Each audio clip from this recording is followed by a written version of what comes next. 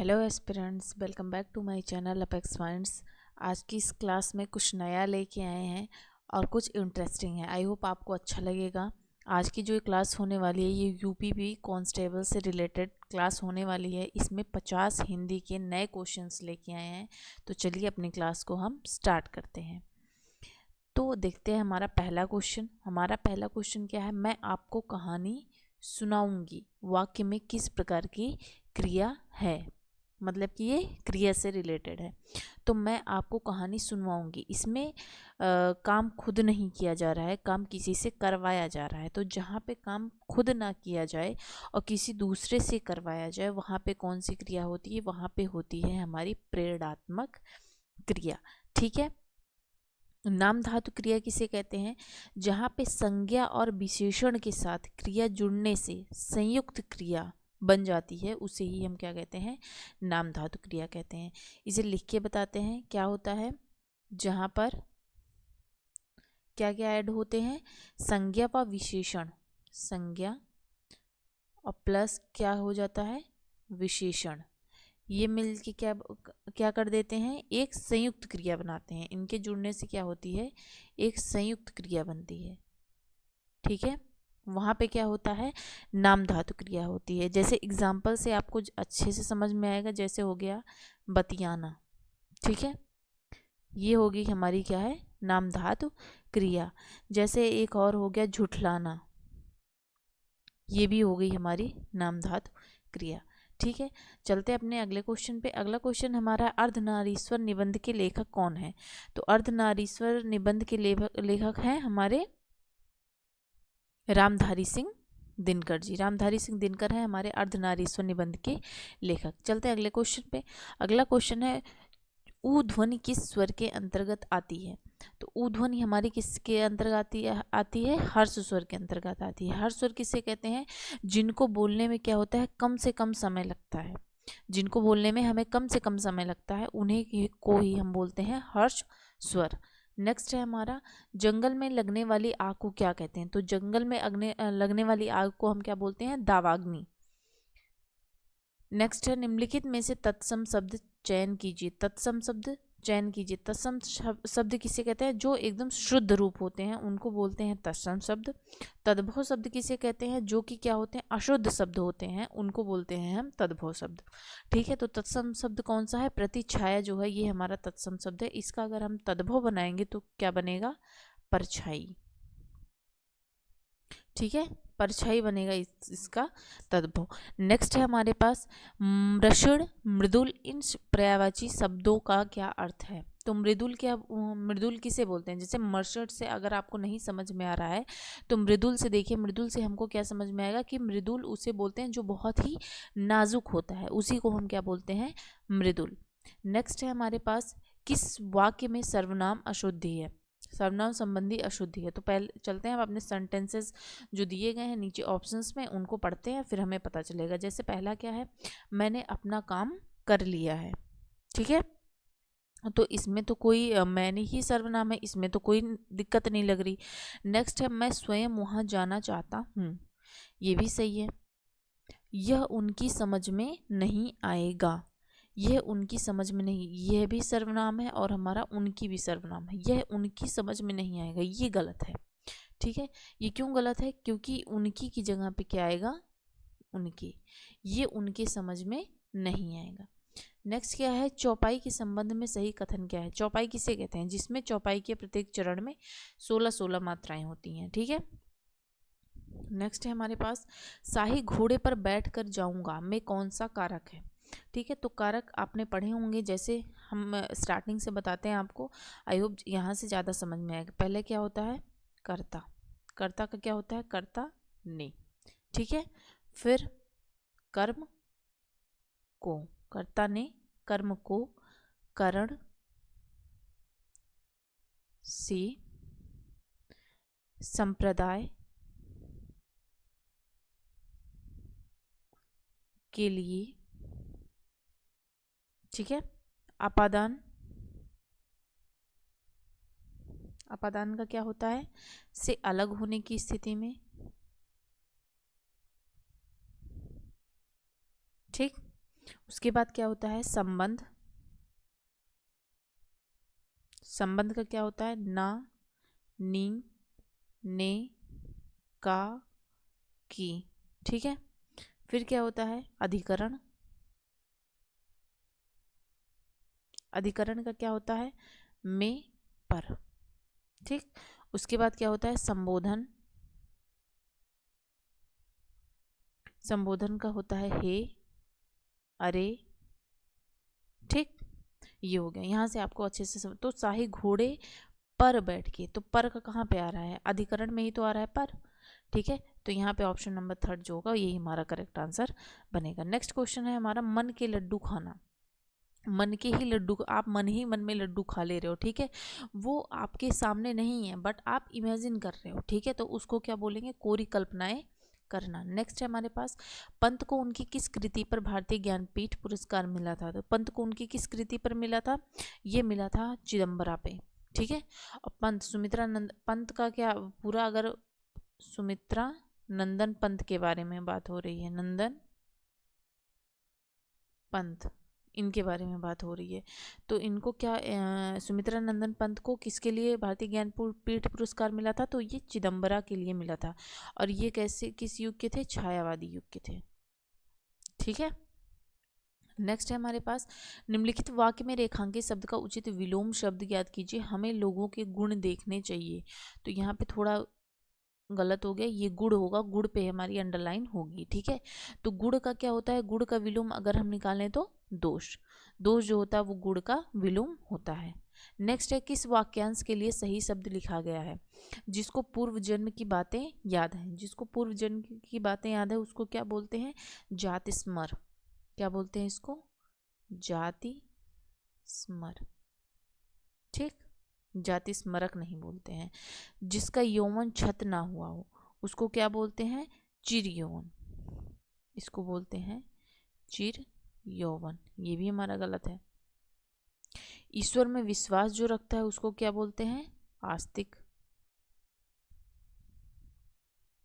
ठीक। इसको क्या बोलते हैं आस्तिक। कलम की कमाई खाने वाला, कलम की कमाई खाने वाले को हम क्या बोलते हैं मसी जीवी। यही जो होगा यही हमारा करेक्ट आंसर बनेगा। जिसको पूर्व जन्म की बातें याद होती हैं उसको जाति स्मर बोलते हैं। जिसका यौवन छत नहीं हुआ होता उसको चिर यौवन बोलते हैं। ईश्वर पर जो विश्वास रखता है उसको बोलते हैं आस्तिक। कलम की कमाई जो खाता है उसको बोलते हैं मत्स्यजीवी। आई होप यहाँ तक आपको क्लियर हुआ होगा। नेक्स्ट है हमारे पास निम्नलिखित में से कौन सा विकल्प लोकोक्ति का प्रचलित सही रूप है। तो यहाँ पे देखते हैं पहला भूल गए राग रंग भूल गई छकड़ी, 3 चीज याद रही रोटी कपड़ा झोपड़ी। गलत है। 3 चीज याद रही नून तेल लकड़ी। नून तेल लकड़ी होती है, यानी कि ऑप्शन नंबर 3 जो होगा यही हमारा करेक्ट ऑप्शन होगा।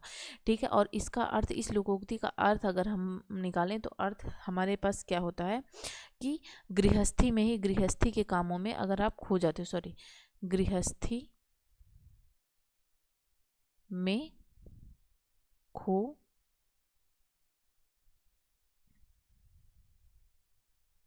गृहस्थी में खो जाना। ठीक है। ये होगा इसका सही अर्थ। नेक्स्ट है हमारे पास कुकर्मी कुबुद्धि कुसंगी कुदास कुलाचार उपयुक्त शब्द क्या है। ठीक है। तो यहाँ पे देखेंगे ये सारे शब्द कैसे हैं, ये शब्द हैं तद्भव उपसर्ग। नेक्स्ट है हमारे पास निम्न शब्द समूह में से अशुद्ध शब्द समूह कौन सा है। तो अशुद्ध शब्द समूह पहला ही हमारा अशुद्ध निकल जाएगा, क्योंकि मिष्ठान जो होता है, मिष्ठान को ऐसे नहीं लिखा जाता, मिष्ठान को लिखा जाता है मिष्ठा। ठीक। ये हो गया। श्रृंगार को ऐसे नहीं, श्रृंगार। ठीक। कुंवर को ऐसे नहीं लिखा जाता, कुंवर को ऐसे लिखा जाता है। ठीक है। तो ऑप्शन नंबर फर्स्ट ही जो होगा यही हमारा करेक्ट आंसर बन जाएगा। नेक्स्ट है हमारे पास स्वागत शब्द का संधि विच्छेद कौन सा है। तो ये आप 8th 9th से ही पढ़ते आ रहे हो, सूधन आगत। ये हो गया हमारा स्वागत का संधि विच्छेद।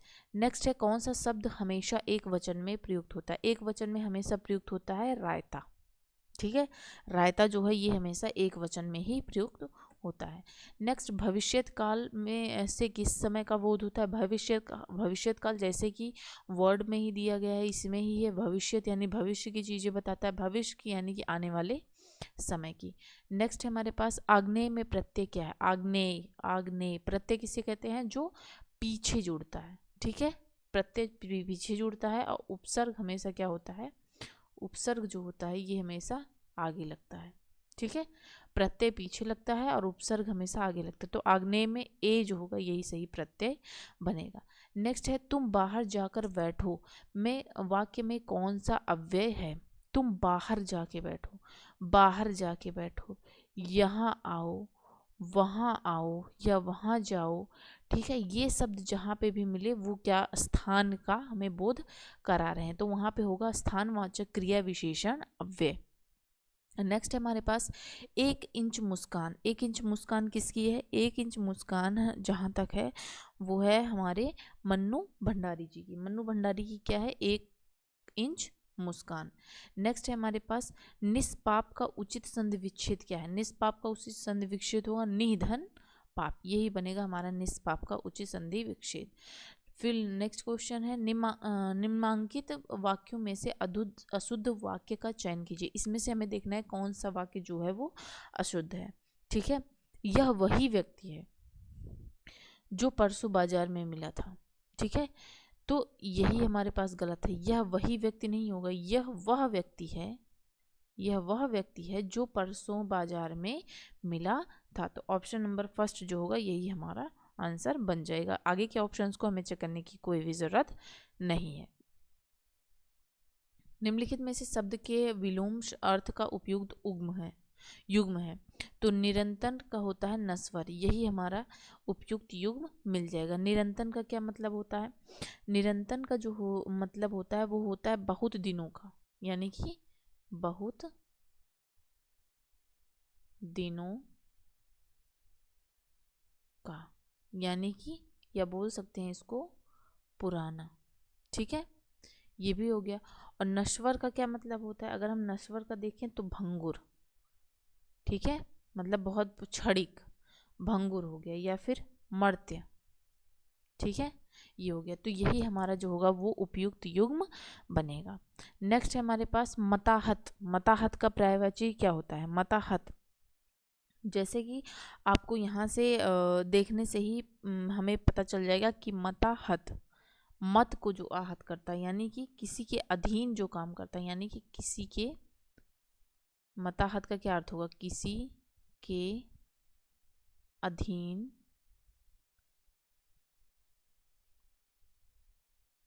किसी के अधीन काम करने वाला, ठीक है, इसको क्या बोलते हैं हम? मताहत, यानी कि किसी के अधीन जो काम करता है उसको क्या बोलते हैं? मताहत, यानी कि अधीनस्थ। नेक्स्ट है हमारे पास दिए गए विकल्पों में कौन सा शब्द जातिवाचक संज्ञा है? तो जाति जो पूरी जाति के बारे में बताता हो, तो मुंबई तो स्थान के बारे में बता रहा है ना, और उसके बाद क्या होगी? मेज, मेज जो है यही हमारा क्या होगा? जातिवाचक संज्ञा बनेगी। चलते हैं नेक्स्ट पे। नेक्स्ट हमारे पास पीताम्बर शब्द का बहुब्रीहि समास के अनुसार विग्रह क्या है? पीताम्बर यानी कि पीला है वस्त्र जिसका, इसको बोलते हैं बहुब्रीहि समास। नेक्स्ट है हमारे पास दिए गए विकल्पों में कौन सा शब्द जातिवाचक संज्ञा है? जातिवाचक संज्ञा पिछला वाला ही क्वेश्चन है, मेज जो हो गया यही हमारा जातिवाचक संज्ञा बन जाएगा। नेक्स्ट है अलंकार का नाम बताइए। हनुमान की पूंछ में लगन न पाई आग, सिगरी लंका जरी गई, चले निशाचर भाग। यहाँ पे किसका वर्णन किया जा रहा है? जब लंका में आग लगाई जाती है, ठीक है, लंका में जब आग लगाई जाती है, हनुमान जी जब लंका में आग लगाते हैं तो वहाँ का वर्णन किया गया है। तो यहाँ पे क्या किया गया है? यहाँ पे बहुत ही बढ़ा चढ़ाकर उस चीज़ को बताई गई है। और जहाँ पे कोई भी चीज़ बहुत बढ़ा चढ़ा के बताई जाए, बहुत बढ़ा चढ़ा कर कहना, ठीक है, बहुत बढ़ा चढ़ाकर कहीं भी किसी भी बात को रखी जाती है तो वहाँ पे क्या होता है? अतिशयोक्ति अलंकार हमारा होता है। नेक्स्ट, निम्नलिखित में से कौन मध्यकालीन भारतीय भारतीय आर्य भाषा है? तो मध्यकालीन भारतीय जो आर्य भाषा थी वो मुख्यतः कितनी थी? वो मुख्यतः थी हमारे पास 3, यानी कि मध्यकालीन आर्य भाषा हमारे पास कितनी थी? मध्यकालीन आर्य भाषा हमारे पास थी 3। देखते हैं कौन कौन सी थी। पहला था पाली, ठीक है। दूसरा था प्राकृत, दूसरा क्या था? प्राकृत। तीसरा हमारे पास क्या था? अपभ्रंश। ये 3 भारतीय आर्य भाषाएं हमारे पास थी। तो ऑप्शन नंबर फर्स्ट जो बनेगा यही हमारा करेक्ट आंसर होगा। नेक्स्ट हमारे पास जहां अ तथा आ के पश्चात ए या ए अथवा ओ या औ का आगमन होता है तथा दोनों के मिल से ए और औ हो जाए तो वहां पे कौन सी संधि होती है? वृद्धि संधि। नेक्स्ट हमारे पास निम्नलिखित में से कौन मध्यकालीन भारतीय आर्य भाषा है? तो पीछे ही था प्राकृत।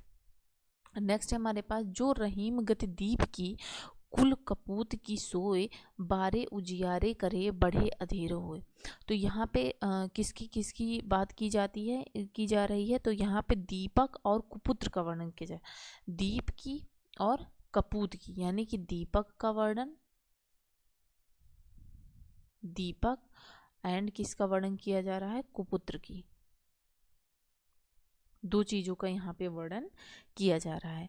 तो यहाँ पे अगर हम अर्थ निकालें तो क्या होगा? दीपक जलाने पर, ठीक है, दीपक जलाने पर कुपुत्र रूपी जो बाल्यावस्था होती है वो उसमें उजाला आ जाता है, और दीपक बुझ जाने पर कुपुत्र, दीपक बुझ गया यानी कि दीपक बुझ गया तो क्या बोलते हैं कि कुपुत्र जो होता है वो भी कुपुत्र से हमारे क्या हो गया? पूरा अंधेरा हो गया है। तो यहाँ पे क्या होगा? श्लेष अलंकार जो बनेगा यही हमारा करेक्ट आंसर होगा। नेक्स्ट हमारे पास क्या पैसेज दिया गया है, पैसेज को पढ़ना है। ऐसे ही पैसेज के 5 क्वेश्चंस आने वाले हैं, तो पैसेज हमें ढंग से पढ़ना है, फिर उसके बाद हमें क्वेश्चंस के आंसर देने हैं। तो चलिए पैसेज को पढ़ते हैं।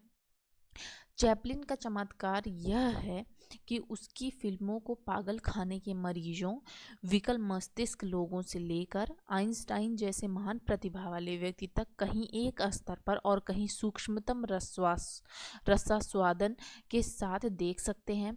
चैपलिन ने न सिर्फ कला को लोकतांत्रिक बनाया बल्कि दर्शकों की वर्ग तथा वर्ण व्यवस्था को तोड़ा।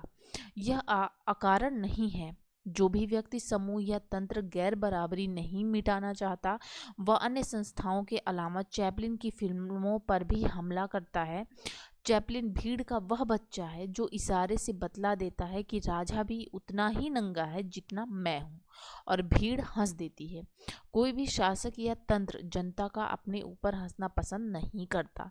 एक परित्यक्ता दूसरे दर्जे की स्टेज अभिनेत्री का बेटा होना, बाद में भयावह गरीबी और माँ के पागलपन से संघर्ष करना, साम्राज्य, औद्योगिक क्रांति, पूंजीवाद तथा सामंतशाही से मगरूर एक समाज द्वारा दुराया जाना, इन सबसे चैपलिन को वे जीवन मूल्य मिले जो करोड़पति हो जाने के बावजूद अंत तक उनमें रहे। अब ये पैसेज हम पढ़ लिए हैं। अब ऐसे ही हमारे पास 5 क्वेश्चंस आने वाले हैं और उन 5 क्वेश्चंस का हमें आंसर करना है।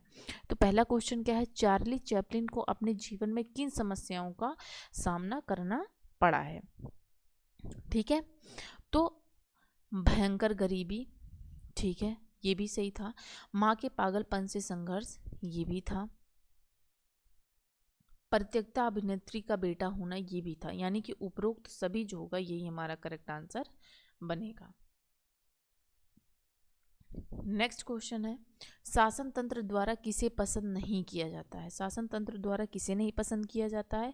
शासन तंत्र पर हंसने वाली जनता को कभी भी पसंद नहीं किया जाता है। ठीक है, ये देखिए यहाँ से, तो शासन तंत्र पर हंसने वाली जनता को कभी भी पसंद नहीं किया जाता है।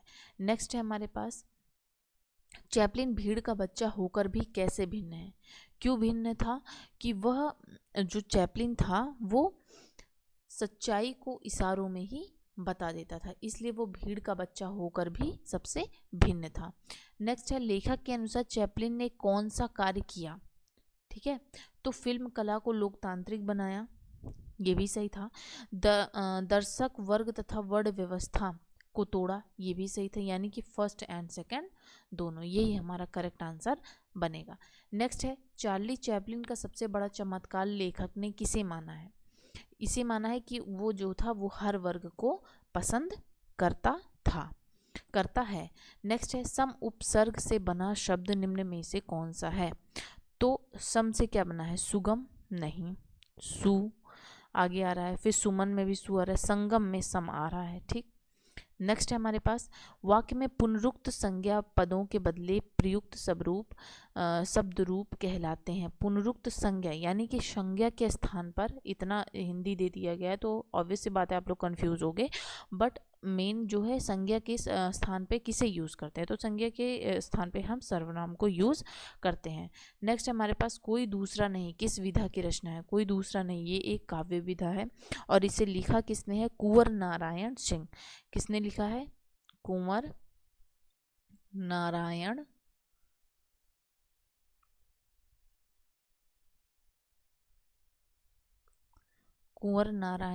सिंह ने। कोई दूसरा नहीं ये एक विधा है काव्य की जिसको लिखा है कुंवर नारायण सिंह ने। नेक्स्ट है, कौन सा स्त्रीलिंग नहीं है उसकी पहचान कीजिए। भौजाई सही है, ये स्त्रीलिंग है। नंदोई जो है ये स्त्रीलिंग नहीं है, क्योंकि ननद का जो हस्बैंड होता है उसी को हम क्या बोलते हैं, नंदोई, जो कि मेल होता है, इसलिए ये स्त्रीलिंग नहीं है। नेक्स्ट हमारे पास, चोर को क्षमा दान कर दिया गया। उपरोक्त वाक्य में क्रिया संबंधी त्रुटि पहचानिए। तो क्षमा दान कर दिया गया नहीं, चोर को क्षमा कर दिया गया, यानी ऑप्शन नंबर 2 जो होगा यही हमारा करेक्ट आंसर बनेगा। नेक्स्ट हमारे पास, पर्यायवाची की दृष्टि से असंगत युग्म कौन सा है। ठीक, तो पर्यायवाची कुबेर और मघवा नहीं, ये दोनों अलग अलग हैं। अमृत सुधा सेम है, कपड़ा अंबर सेम है, कमल तामरस सेम है। कुबेर का किसे बोलते हैं, जो धन के देवता होते हैं, यानी कि धन के देवता को क्या बोला जाता है, धन के देवता को ही तो बोला जाता है कुबेर। और मघवा किसे बोला जाता है, मघवा बोला जाता है शुक्र को, शुक्र को बोला जाता है मघवा। तो यही हमारा असंगत युग्म बनेगा। नेक्स्ट है, निम्नलिखित में से कौन सी रचनाकार सुमित्रा नंदन पंत द्वारा लिखी गई है। चिदम्बरा, जिसके लिए इनको ज्ञानपीठ पुरस्कार भी मिला है। सुमित्रा नंदन पंत हमारे छायावादी युग के कवि थे। नेक्स्ट हमारे पास, सुमित्रा नंदन पंत को किस कृति के लिए ज्ञानपीठ मिला है, चिदम्बरा। नेक्स्ट हमारे पास, निम्नलिखित में से शुद्ध वाक्य कौन सा है। विंध्याचल पर्वत भारत के मध्य भाग में स्थित है, यही सही है। यहाँ शुद्ध भैंस का दूध मिलता है, शुद्ध भैंस का दूध थोड़ी ना कुछ होता है, वह सोमवार के दिन आएगी, ये भी गलत है। ग्रीष्मकालीन काल में दिन छोटा होते हैं, ये भी गलत है। ठीक है, तो ऑप्शन नंबर फर्स्ट हमारा करेक्ट ऑप्शन बनेगा। नेक्स्ट है, कौन सा शब्द शुद्ध है, गुरुता, गुरुता ही हमारा शुद्ध शब्द है। नेक्स्ट है, अनल, दिए गए शब्द का पर्यायवाची ज्ञात कीजिए। अनल, अनल किसे बोलते हैं, पावक। अगर यहीं पे क्या लिख जाता, अनिल, अनिल तब किसका हो जाता है, ये अनिल का मतलब होता है पवन, यानी कि हवा। ठीक है, तो हो गए आपके 50 क्वेश्चंस पूरे। आई होप आपको वीडियो अच्छी लगी हो। और 20 दिन, अगर देखा जाए 20 दिन ही बचे हैं आपकी कांस्टेबल की परीक्षा में, तो आई होप आप लोग अच्छे से लगे होंगे अपने एग्ज़ाम की तैयारी करने में। तो वीडियो को लाइक शेयर एंड सब्सक्राइब करना ना भूलें। Thank you.